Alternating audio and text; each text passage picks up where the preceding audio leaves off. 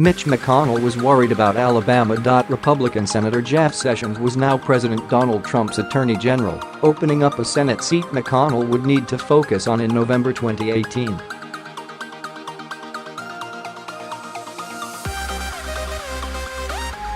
Early this year, he started seeing reports in local Alabama press that gave him pause, someone close to the senator told CNN. The Alabama governor was considering holding a special election this year, rather than next. Should he be concerned about a possible gate change that could add new pressure on the party? Senator Luther Strange, appointed to replace Sessions, said not to be.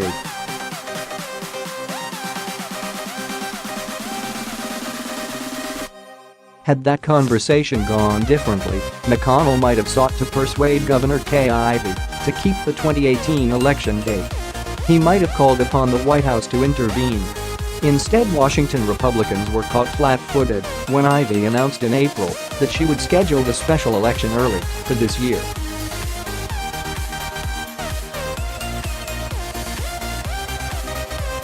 The decision was the first in a series of unimaginable missteps and miscalculations that led to one of the biggest Republican political disasters in recent years, culminating in Republican Roy Moore's defeat Tuesday to Democrat Doug Jones. The result marked the first time in more than 2 decades that a Democrat had won a Senate seat in deep red Alabama.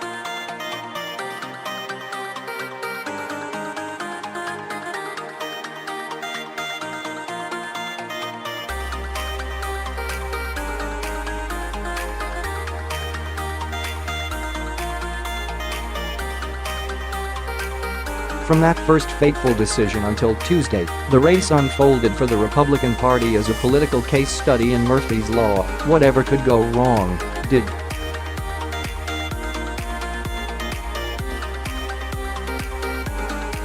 And GOP strategists now fear the party could remain stuck in the morass into 2018 and beyond, symbolically linked to Moore even as they try to put his loss behind them.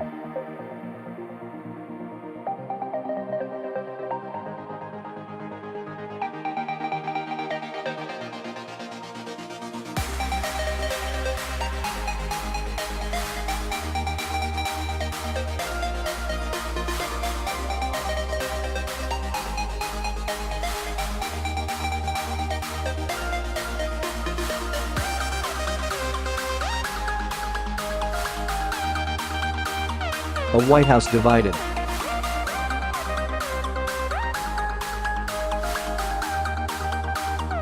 Judge Roy Moore was no national Republican's first choice. During the first round of the Republican primary, influential conservatives coalesced behind Representative Mo Brooks, while McConnell and the National Republican Senatorial Committee favored Strange.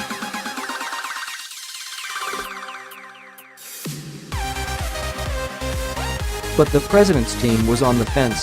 Some White House advisors strongly favored endorsing Strange, including Rick Dearborn and the Legislative Affairs team, Trump's son-in-law Jared Kushner, and the vice president's advisors, according to multiple sources inside and outside of the administration. They argued that Strange had been loyal to the president and would be a key vote on major legislation like tax reform.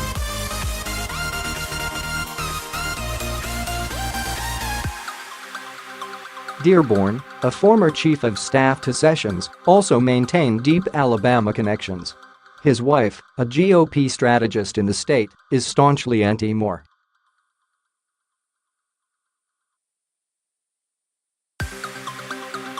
The president's political office, however, which at the time included Bannon, cautioned against intervening in the primary, fearing the move would carry unnecessary political risk and, possibly, provoke a backlash among Trump's core supporters.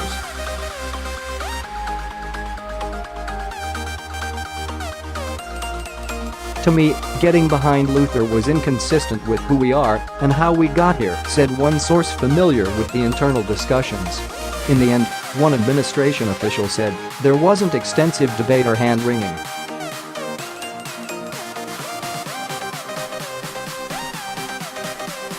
The president ultimately wanted to do the right thing and endorse Strange, the official said, because Luther had been with him on every vote without even asking.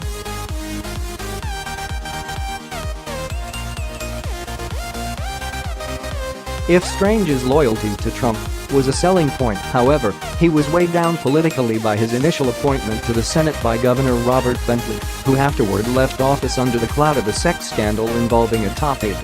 Plus, Brooks and then Moore sought to frame Strange as a creature of the Republican establishment at a moment when that label was toxic in Alabama.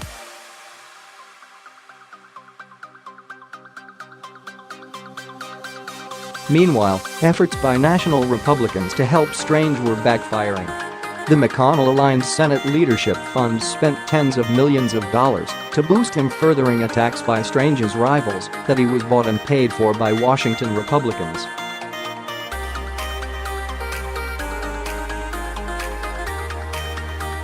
Bannon sees an opportunity.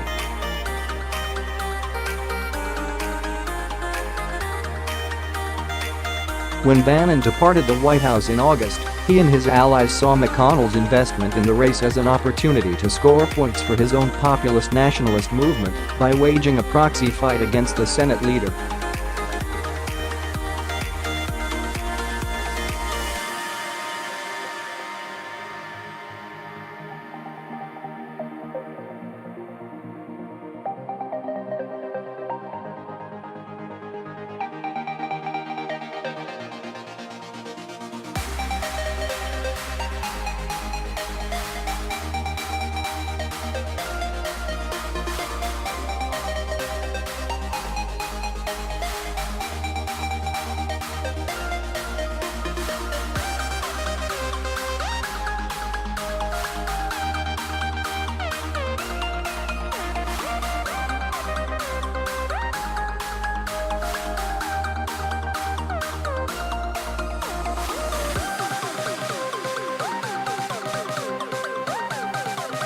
To settle the debate, they got some consultants on the phone, including former National Republican Senatorial Committee Executive Director Ward Baker, and confirmed what Corker was saying, said a source briefed on the conversation. At the end of the conversation, Trump committed to go to Alabama.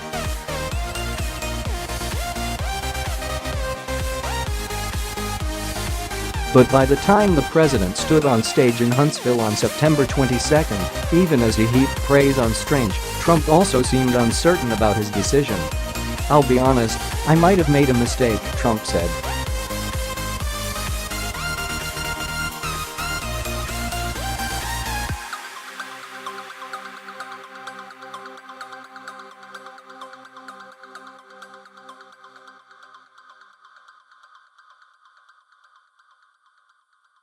The morning after the runoff election, when Moore defeated Strange, McConnell called Moore to congratulate the new Republican nominee.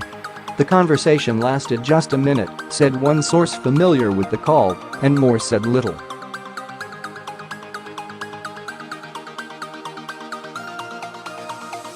But his victory spoke volumes, and Republicans in Washington were getting the message. Bannon hailed the victory as the start of a revolution. The president expressed his support for Moore and deleted some of his earlier tweets supporting Strange. In early October, Moore made the rounds in Washington, meeting with lawmakers including Senator Cory Gardner of Colorado, the NRSC chairman.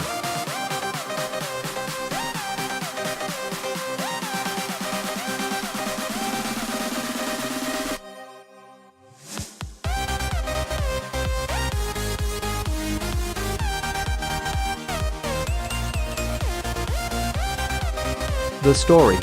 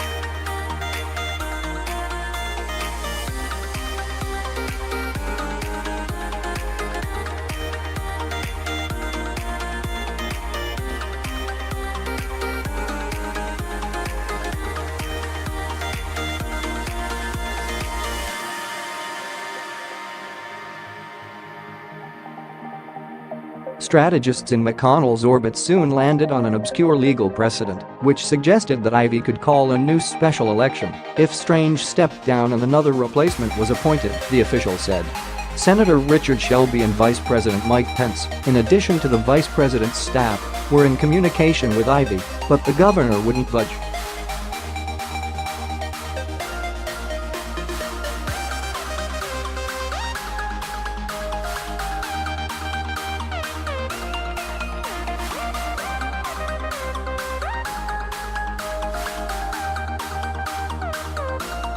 More Rebans.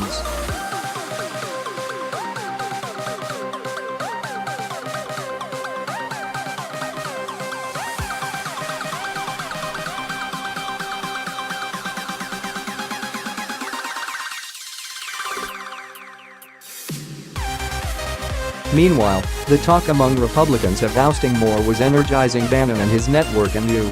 In one internal discussion, we all agreed that McConnell was trying to kill two birds with one stone and take down Steve with Moore, and we weren't going to let that happen, said Nunberg.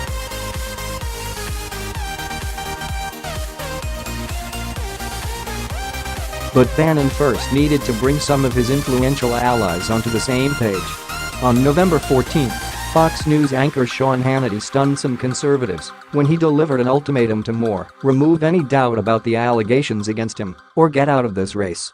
Hannity's bold and unexpected stand drew a phone call from Bannon, who urged Hannity to tone down his rhetoric and let Alabama voters decide, a source told CNN at the time. The following evening, Hannity softened his tone, saying the issue shouldn't be decided by me.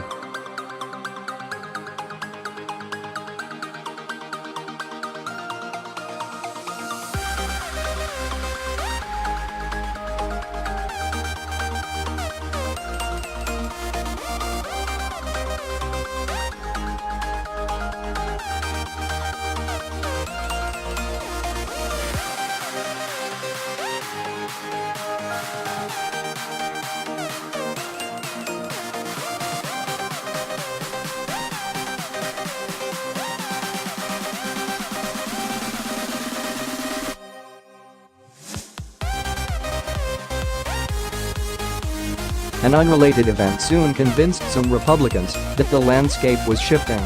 On the morning of November 16, as the White House political team met, news was breaking of a woman accusing Senator Al Franken of sexual misconduct.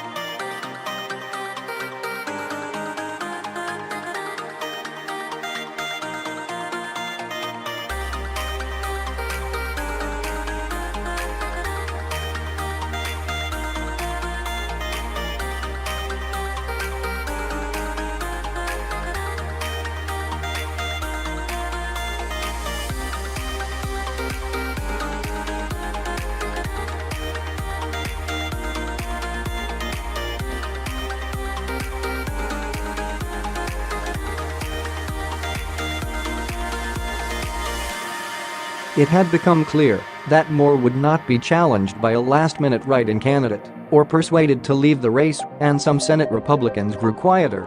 On December 3, McConnell said on ABC's This Week that he would let the people of Alabama make the call on Moore.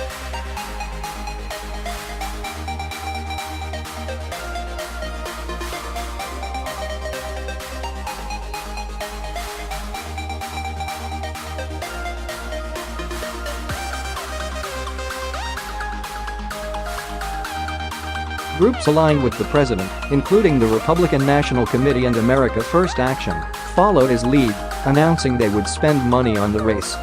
Walsh said the decision by America First was a clinical one, informed by data on the race, the president's posture, and the legislative implications.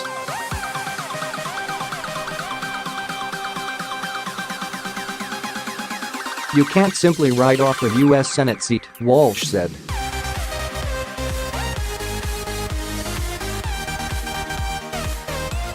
But the president's endorsement violently ruptured the GOP, with McConnell's wing of the party standing on the other side of the chasm. The NRSC and SLF announced they would not re-engage in the race.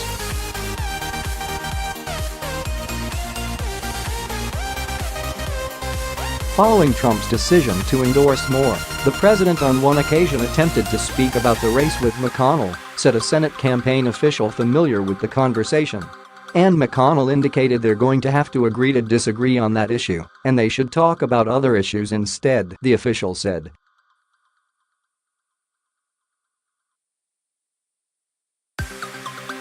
You can lose basically everywhere.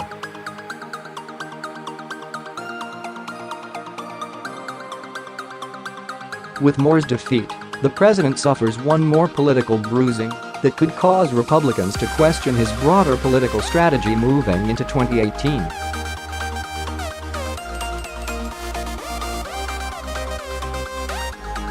McConnell could be pressed by donors and party loyalists to defend his decision-making that resulted in the party losing a crucial Senate seat.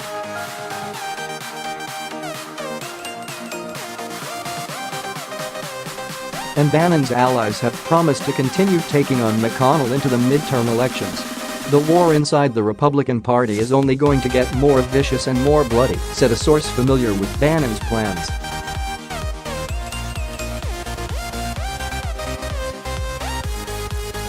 Ultimately, however, all three camps will be forced to grapple with a historic failure in the race for an impossibly safe Senate seat.